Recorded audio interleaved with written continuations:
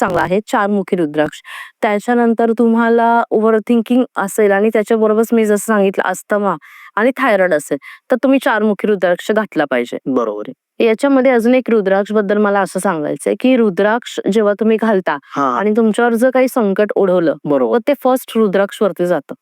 हो. तर रुद्राक्ष तुमचा तुटतो आणि तो मॅम असा आहे का? असं तुटून जातो तो. बरं. तर आपोआप तुटतो आणि जर रुद्राक्ष तुटला तर तो तुम्ही परत घालायचा नाही. किंवा खूप कॉस्टली रुद्राक्ष आहे. हां. म्हणजे जसं तुमचा 1 CR रुद्राक्ष आहे हां. आणि तो 1 CR. आई वडील कुणी घातला असेल तर ते त्यांच्या गळ्यात होता, तो तुम्ही घालू शकत नाही. कुणाचाही रुद्राक्ष कुणीही वापरू शकत नाही. तो ज्या ओरासाठी घातला गेला आहे. करेक्ट. त्यांनाच तो पाहिजे. तर असे एक क्लायंट आहे की कोणी वारलं म्हणून आजोबा वारले, त्यांच्या गळ्यात 1-2 करोडचा रुद्राक्ष होता, तो आता मी घालतो. अजिबात तसं काही होऊ शकत. त्यांच्या सोबतच तो रुद्राक्ष एक तर चितेसोबत जाऊ द्यायचा किंवा मग अजून कसं काय सांगाल की किंवा पिंपळाच्या झाडाखाली सोडून यायचा. हां. तुटतो जेव्हा रुद्राक्ष तेव्हा आपण तो पिंपळाच्या झाडाखाली ठेवून यायचा.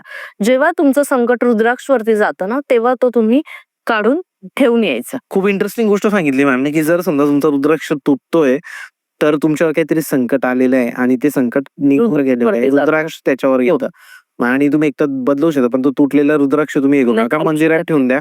दुसरी गोष्ट अशी सांगितली की जर समजा तुमच्या फॅमिलीमध्ये कुणी वारलेलं आहे, फॅमिली जर कुणी वारलंय आणि त्यांच्याकडे खूप कॉस्टली रुद्राक्ष होता, 1 करोड 2 करोड 3 करोड काहीतरी, तो रुद्राक्ष तुम्ही स्वतः नका वापरू, कारण तुम्हाला असं वाटतं की ते पैसे कशाला मी आता हे करायचं. म्हणजे खूप रेअरली मिळतात असे आणि तसे मिळणार म्हणून कशाला नवीन घ्यायचा तर नाही. ज्याने जो रुद्राक्ष घातलाय तो त्याच्यासोबतच जातो. तुम्ही नाही वेअर करू शकत दुसरं कोण. आता मॅम सगळ्यात महत्वाचा रुद्राक्ष म्हणजे जो भरपूर लोकांकडे असतो, पंचमुखी रुद्राक्ष. त्याबद्दल पंचमुखी रुद्राक्ष हा कुठेही मिळतो, कधीही मिळतो आणि सगळ्यात स्वस्त रुद्राक्ष मिळतो. म्हणजे हार्डली 700 रुपये, 600 ते 700 रुपयामध्ये किंवा 1000 रुपये जास्तीत जास्त नेपाळी धरला तर त्याची कॉस्ट असते.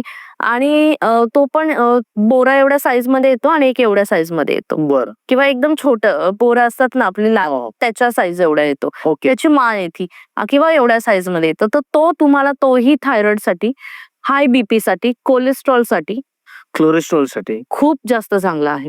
पंचमुखी रुद्राक्ष. आणि तो तुम्ही मंदिरातही ठेवू शकता. जर घरातली 2-3 लोकांना हाय बीपीचा प्रॉब्लेम असेल, कोलेस्ट्रॉल असेल, तर डायरेक्ट तुम्ही घरातल्या मंदिरामध्ये ठेवायचं.